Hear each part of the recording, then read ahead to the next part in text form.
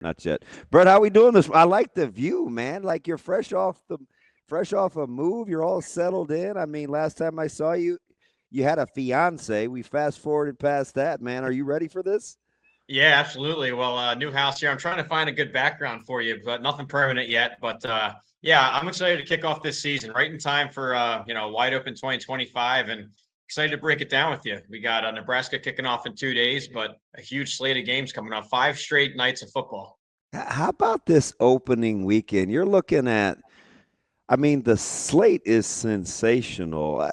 I'm not going to go all hyperbole and say when's the last time you remember, but there are some meaningful week one games right out the gate. If you had to pick one, which one do you think goes the furthest in telling you the story that you think will be told at the end of the season? Yeah, well, I think if we were in the old system, the Bulls and Poles or the BCS 1 versus 2 or the 14 playoff, you got to say Ohio State, Texas, because you have a number one versus number three matchup that's extremely rare at a season opener. Coaches poll had them 1-2. That would have been the first time ever a 1 versus 2 in the opener. But so in the old system, that would have been a season defining game. I think it still is important, but both teams I think are still going to make it. You have 2 or 3 mulligans nowadays. I think both teams will end up in that bracket. So now that we're in a 12 teamer, you look towards that bubble. You look at teams maybe 7 through 15, and these games are going to really matter for those kinds of spots. And the one I have my eye on is Notre Dame, Miami, because in the ACC, if you think Clemson's going to win the ACC outright, then Miami's got to get an at-large. And this is going to go a long way in their season storyline if they can beat Notre Dame. That's one of their hardest games on that schedule. If they lose it, they have a really small margin of error. So I think Miami, Notre Dame, just given where they are in the rankings and projections, I think that's really going to go a long way for some playoff spots. I'm a super strong lean towards Miami in this one. In spite of the fact I think Notre Dame has the clear coaching matchup. If I could convince you of that, Notre Dame's margin of error basically is reduced to one more game. Is that kind of how you look at it for Notre Dame in terms of the level of importance for them as well on their side? Yeah, I think that for Notre Dame, they don't have that automatic bid path that everyone else has. So it simplifies down to just 11-1, they're in. 12-0, obviously they're in, but 11-1, they're in. 10-2, I think they're still probably in. And of course, it goes into factor some margin of victory, how they're looking towards the end of the year. But I think 10-2 and Notre Dame will be fine. Well, when you look at it, they have some tough ones. They've got Miami here, and then Texas A&M really close after. That's a really hard 1-2 Sneaky. punch. Yeah, that's two physical, talented teams. So really tough out the gate, especially with a true freshman starter or a new starter with CJ Carr. And then they get USC later and a couple other rivals that might be tough. So, yeah, the margin of error is slimmer for them. They don't have a conference title path. But I agree with you with Miami, and my numbers like it. I have Miami favored in the game, and I have Miami as a playoff team. So what I like about them is their offensive line. I think it's one of the best in the country there at Miami. And their weakness last year was defense. They really targeted that problem. They hired a new coordinator from Minnesota. They pumped that secondary with 5 four-star transfers, a huge talent infusion. Something's got to click. So I like their talent level there. I think they're going to win at home and beat Notre Dame. We're talking with Brett Ciancia from Pick Six Previews. Brett, when you're looking at some of these conferences, and we'll get to kind of, I'm sure, Big Ten and SEC country here in a little bit, but who do you think is more likely to get multiple bids, the Big 12 or the ACC, with you mentioned with Clemson and Miami? Well, I think the ACC will get more bids, but I don't think it's actually a testament to what's a stronger league. It's two separate things for me. So with playoff bids, I see Clemson, definitely a playoff team. And then I think Miami, like we just said, is strong enough to go 11-1, maybe 10-2 and get an at-large bid with a decent enough resume. So I see 2 from the ACC. Meanwhile, the Big 12, it's just so many solid teams, no real giant team. I think they're going to beat each other up. Really competitive football. I think it's a deeper conference team for team, but in terms of trying to get a team to go 11-1, it's going to be tough. So ACC will get more teams in than the Big 12, but I think the Big 12 is a stronger conference, if that makes sense. So I go on how deep it is. I mean, you could argue 10, 11 teams that could go win that Big 12. I think it's the most wide open conference I've ever covered in 14 years of doing this magazine. Let me ask you something, Brett, before we get to the individual teams, philosophy in terms of scheduling, right? SEC is going to have a seismic shift here, even in the non-con when you're still talking about playing Power Four opponents.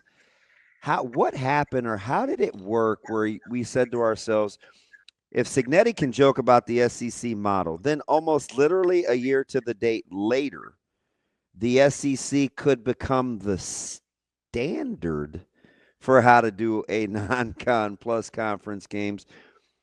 Strictly a money thing with your television providers. How did the perception of the flip happen so quickly, or are you still waiting to see it if that's how the SEC does in fact schedule in the non-con?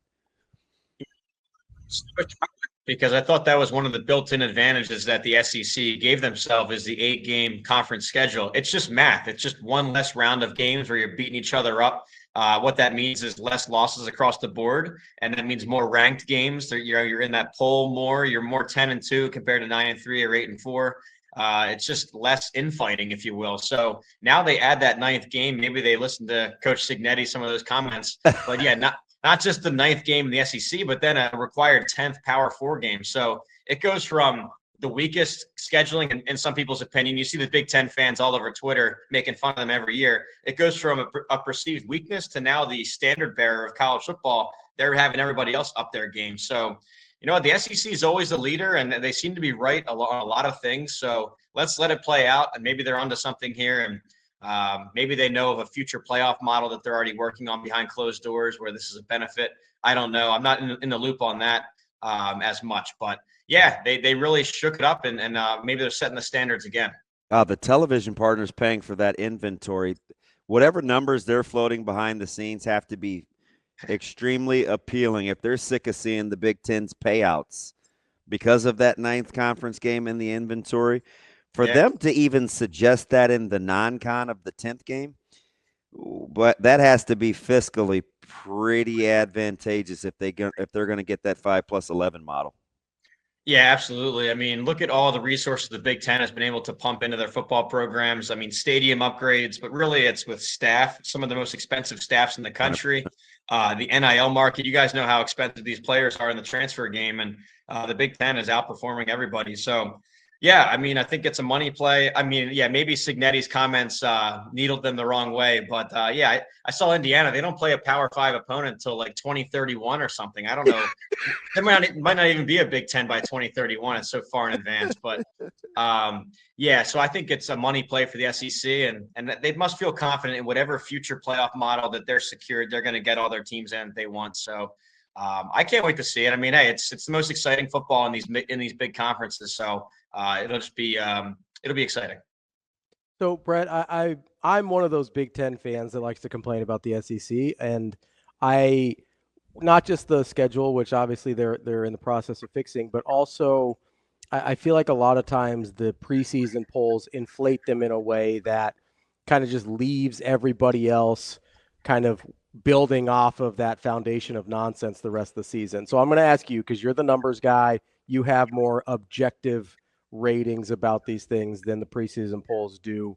How does your view of the SEC coming into this season differ from maybe what the mainstream media, the preseason polls do? Well, I think it's a confusing topic. I think with the preseason polls with the SEC, yes, you see them represented a lot every year in and year out. But I also think that's a separate thing. I think the preseason polls are interesting. I mean, I'm in the preview magazine industry. I love it. I love previewing and researching teams. But once we kick the season off, you need to leave the preseason stuff behind and evaluate them on 2025 alone.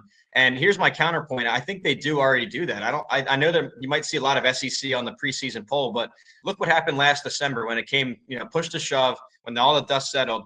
The committee took SMU, Indiana, and Arizona State. I guess Arizona State, of course, with an automatic bid, but really SMU and Indiana over Alabama and Ole Miss and South Carolina. And if you were looking at the preseason polls, I think Alabama was top 5, Ole Miss was top 5, and Carolina has that SEC logo on their chest. So I think they showed that preseason's one thing, but once the season starts, I mean, Indiana and SMU were nowhere near the top 25. They were picked towards the bottoms of their leagues. So I think they're able to adjust once the data comes in. And I try to be similar too. I have a vote in the FWA Super 16 poll, basically a top 25 list. Every week I throw it in the trash and I start from scratch. I don't like the voters that just do a ladder method where they move them up one by one, and then if the team loses, you put them down. I scrap it all. I look at new information and new resumes every week, and I think that's what the committee does, or at least should do. Yeah, it's interesting. Let me back up a little bit because I think we're in lockstep on this one. I want to go back to a game you talked about early with Texas and Ohio State, and you're right. There'll be plenty of time to get it right for both teams, right? Not a deal breaker. I get the sense just watching these two teams that I think Texas is significantly better, and I'm going to start up front primarily because we undersold Ohio State's physical prowess on the offensive line a year ago. I think it was outstanding, injuries included. They were physical and they could run the ball, and they had good poise and savvy at the quarterback spot. Couple of differences this year up front, and Sand gets the start as just a pup. Texas's defensive line is outstanding. They're going to be a headache defensively. Were you surprised when you saw the line, or do you just think it's Columbus and the market has kind of come back? I see a lot of 1s, 1.5s. There's some 2s out there. Is the line about right for how you look at this matchup? I think right away when you see these two teams, you think Ohio State, you think, all right, they send 14 guys to the pros. That's a school record, almost an NFL overall record. So right away you discount them and you leave it there. But I think you need to take it a step further. Look at Texas, what they lost too. They lose the Thorpe Award winner in the secondary, a couple other starters back there. The offensive line replaces a bunch Makuba too. was a stud, yeah. Yeah, he was all SEC. You got, I think, 3 or 4 new offensive linemen. They also have a new starter. I know Arch Manning got some play last year, but really a first-time big game starter for him. So I think both sides have their questions, but I'll say this, they both recruit well enough that we know they're both going to reload. I mean, when you're looking at these, I'm looking at my rosters here, you have 5 stars all over the place, top 100 recruits. And a lot of these new faces we haven't heard of, they're already on the next year's NFL draft watch list. So it's just next year's draft picks all facing off. So I think that both sides have a lot they've lost, but they've reloaded well. The key to the game for me is going to be Texas's new look offensive line against Ohio State's new defensive line. Yeah. Again, it's 5-star versus 5-star, but they're new faces. They're unknown position groups right now for us. So how's that going to work? Will Texas be able to get a consistent run push, or is Ohio State going to win that battle? From there, we'll see which young pup quarterback performs, like you said. So I sided with Ohio State, which just with that home field advantage. Question marks all over the place, talent everywhere. I'll go with the home team with a couple points. So, Brett, you mentioned the young pup quarterback, so that's kind of where I wanted to go next, right? You mentioned Arch Manning at Texas. I believe he's only thrown 90 career passes. You got Julian Sand, first-time starter at Ohio State. You got Dante Moore coming back from trying to resurrect his career at Oregon. You've got Bryce Underwood at Michigan. You've got Simpson. You got Simpson down at Alabama. You got half-year starter DJ Lagway down at Florida. Is there I want to go opposite ends of the spectrum here. Is there a guy that you are just absolutely betting on? Like, I know exactly what I feel like I'm going to get out of this guy. And is there a guy that you're like, hey, maybe we pump the brakes a little bit before we include his team in the college football playoff? Excited to see more of. We saw a good amount last year was DJ Lagway of Florida. And, I run my advanced stats, my numbers. When he was on the field, when he was their quarterback, that Florida offense was top 10 per my numbers. When you take him off the field, bottom 10. So the plus minus with DJ Lagway, and that was as a true freshman.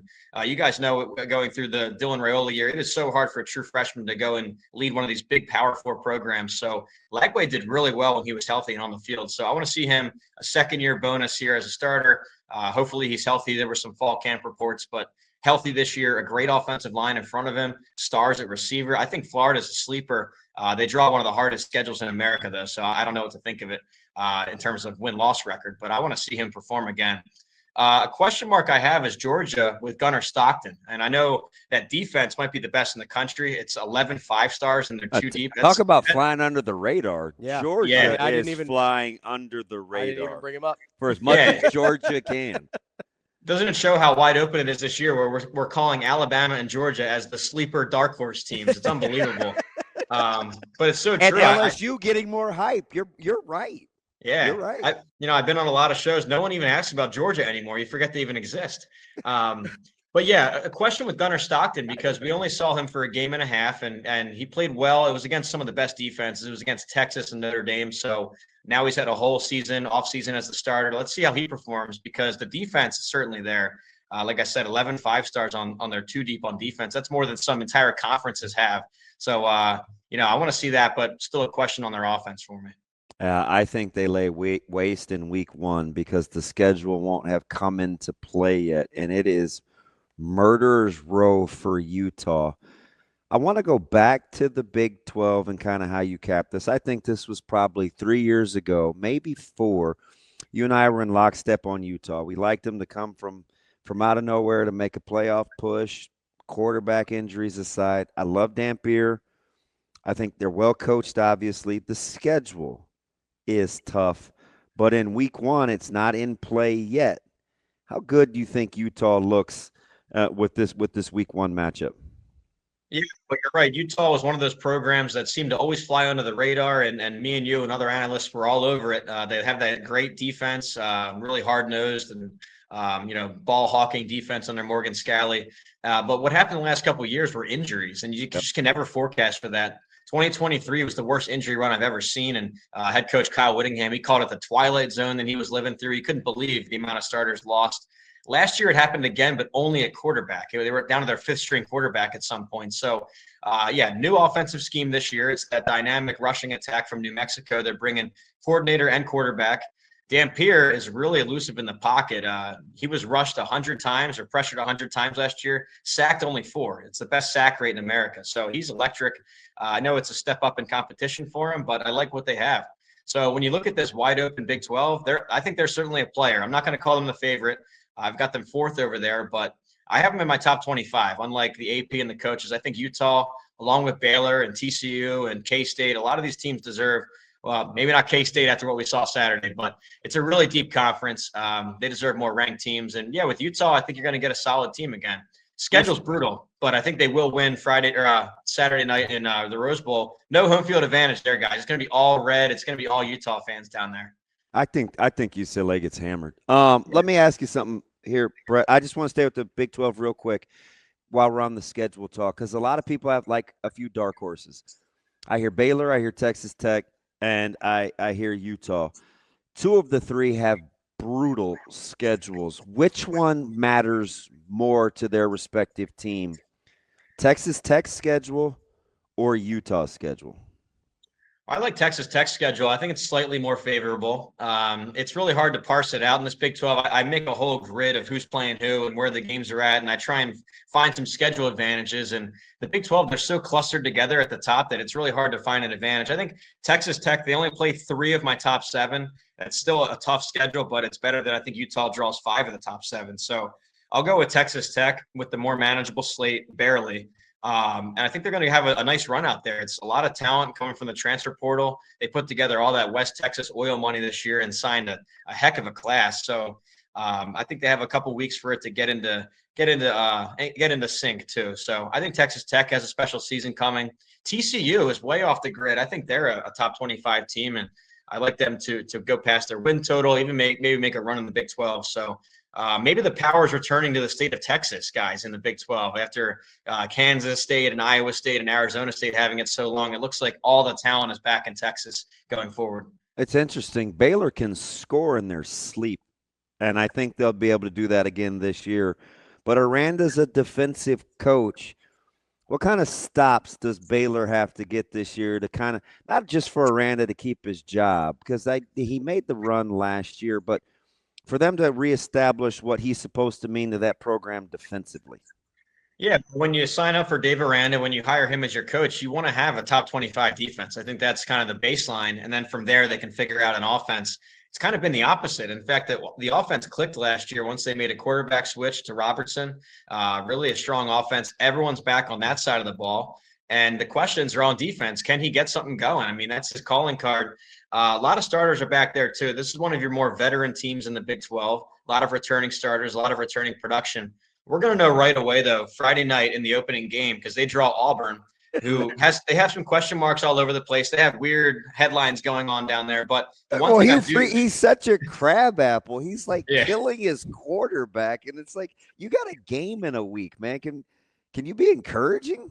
I know. So that stuff aside, the one position group I do know that we have at Auburn is the receiver corps. So with Cam Coleman and Eric Singleton come from Georgia Tech, a couple other 5-stars, Malcolm Perry, we know that's a solid group. So that receiver corps is going to test this Baylor secondary. We're going to learn a lot about Aranda's defense and his improvements right away Friday night, if there's going to be a solid defense or not. So I can't wait to see that in action.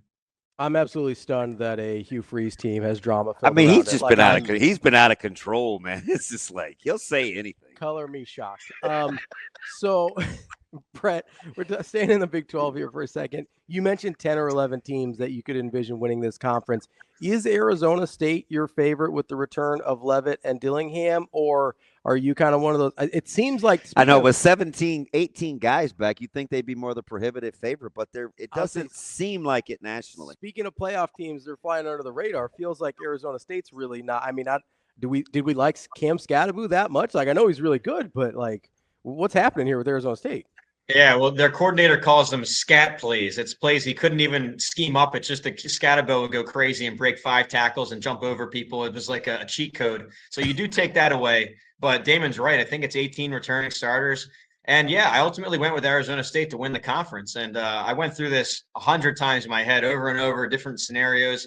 And I thought, am I overthinking this? I mean, you have the defending champs. There was no fluke last year. If you look at the advanced stats, their profile, it all looked legit. They bring everyone back. They have a first-round quarterback with Sam Leavitt, first-round receiver maybe with Jordan Tyson. Coordinators are stable. So I think, I went to Arizona State to win it, and I have them playing Texas Tech, who's more of a wild card like we talked about with all those transfers. But that's where I went with. I think maybe we're all overthinking. This is still a defending champ. They have everyone back except for the running back. But, I'd like Arizona State to go repeat outside of those two teams, you could argue Baylor, Utah, TCU, maybe Iowa State now after what they showed us, that they can still grind out close games.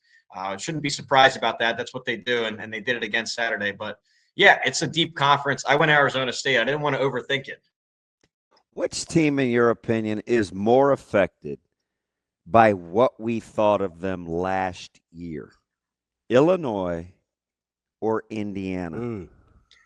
Yeah, well, I don't know if you saw my preseason rankings, but I'm not making many friends in Champaign, Illinois. Absolutely why I want to start with. So I used you as the, it's the preview is so good. If you don't have it, it's Brett Ciancia with Pick Six previews. I felt like, and I said this to my buddy, I said, I've said all offseason, however you felt about Illinois is how you feel about them this year with 18 starters back. Apparently, you did not think much of that style of play because they are non-existent in kind of your preseason talk. Is that what it boiled down to? Well, yeah, it's two things. I mean, right away, I respect Brett Bielema. He did a heck of a coaching job last year. You look at some of these games, they grinded out. Nebraska in overtime, Kansas by 6, Rutgers on the last play of the game with the crazy touchdown. Purdue, the worst team in America, they won 50-49. Not named Stanford. Yeah, I don't even think Purdue scored 49 points the rest of the season, but against Illinois' defense, they put up 49. So anyways, it was a great coaching job to grind out 10 wins, a great bowl game over South Carolina. But when you look at their profile, look at their advanced stats, it looked like a below average team. I mean, a below average defense on paper. The offense was about average. So yeah, great coaching last year. They got 10 wins, and yes, they bring back the whole starting lineup, but I think this lineup has already hit its peak and then some last year. So I see a regression there down to like a 7-5, 8-4. I was putting together my advanced 2 deeps here, and I'm looking at, where they were as recruits or high schoolers or transfers. I think they have 2 4-stars on the entire 44-man 2 deep. I mean, now he's got them coached up well, but that's just not the horses to go for a Big Ten title run. So, long story short, I think that they regress a little bit this year in the win-loss column. Excellent 2024. I just don't see it continuing. Now, Cignetti gives me and I talked to him in Vegas at Big Ten Media Days. He gives the impression that talent-wise, they may have upgraded. Now, he is in wait-and-see mode on the chemistry and the selflessness and some of the intangibles, but they get Mendoza. He's a good offensive mind. How do we feel about Indiana based on the run last year? Yeah, so I feel better here, and here's why: because not only did they have a similar win-loss record to Illinois, but they destroyed everybody in their path last year. I mean, these were major blowouts. They had some of the biggest margins of victory in the country last year. I know it was a tolerable schedule, but still, I mean, if you look at common opponents, they were destroying people. So you start from there. I know they came up short in the playoff, but really a strong season, both sides of the ball statistically. And now they bring a lot back too. It might not be the exciting 20 starters or something, but it's enough of that team that's back. And 3 All-Americans on defense last year, all 3 returns. So they've got star power at each level. And I think you're right about his quote about upgrading talent. They got some great transfers and sprinkled them onto this roster. Receiver, running back, at quarterback, I like Mendoza a lot. He played on a pretty rough Cal team last year, but he has a good arm. So yeah, I think they did a good job in spaces here in the portal. Patching up the roster. I trust them more than Illinois going into 2025. So what does trusting them more look like? Is that, hey, you think you can make another playoff run with Indiana? Is it schedule's a little harder, so maybe we're talking about 9-3 Indiana? What does that mean that you trust them a little bit more? Yeah, trust more in the sense I think they're still a top 25 team. This isn't going to be your old Indiana again overnight where they're back the bottom of the barrel in the Big Ten. I think you still have a solid team here, a top 25, maybe a top 20 caliber team. 9-3 sounds about right to me. Maybe 8-4. But just the more proven pieces. And yeah, I know the schedule heats up a little bit, but still somehow a more manageable draw than most get. So I think they're going to collect some wins. They're not going to fall back to the old Indiana, but I don't think they're going to go 11-1 like last year's team either. So, cut the difference. Let's call them a top 25 team, 9-3, something like that. All right, give us please about 4 or 5 minutes, man. We appreciate your time. I'm going to hammer the Big Ten here, from dark horses to sorting out the middle of the pack. I want to start with Michigan, and kind of how you feel about them. Underwood's been named the starter. We know they've recruited well. I think they have got a hornet's nest waiting for them in Norman with that front four. Walk me through Michigan and how you feel about them. Yeah, well, first off, in the whole conference, I had 3 giant programs at the top. It's Penn State, Ohio State, and Oregon. From there, I'm trying to find who's going to finish 4th. It was a race for 4th for me. I mean, these guys have one side of the ball figured out. I mean, USC with Lincoln Riley, they have the offense. Michigan with all these top 100 recruits and 5 stars, they've got the defense. Indiana, we talked about already. So I was trying to find a team. I ultimately had a cop-out answer. I tied Michigan and USC at 4th. But with Michigan, what you're getting is a solid defense again. Martindale, the coordinator's back. And I know they lost some pro players, but the way they recruit that side of the ball is phenomenal. So you're getting a top 10 defense. The question is, can they muster up anything at all on offense? It was one of the worst units in the country last year. Heading into last season, they sent 6 linemen to the pros. I mean, you only have 5 starters. That's how strong the offensive line was. They sent 6 guys to the draft. So the offensive line was young and new and broken down last year. Quarterback was a mess.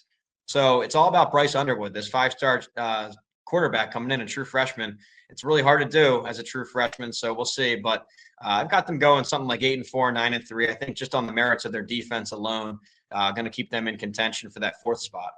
Parse through kind of that next group of Minnesota, Iowa, and Nebraska, considering we've talked Michigan, SC, Illinois, Indiana.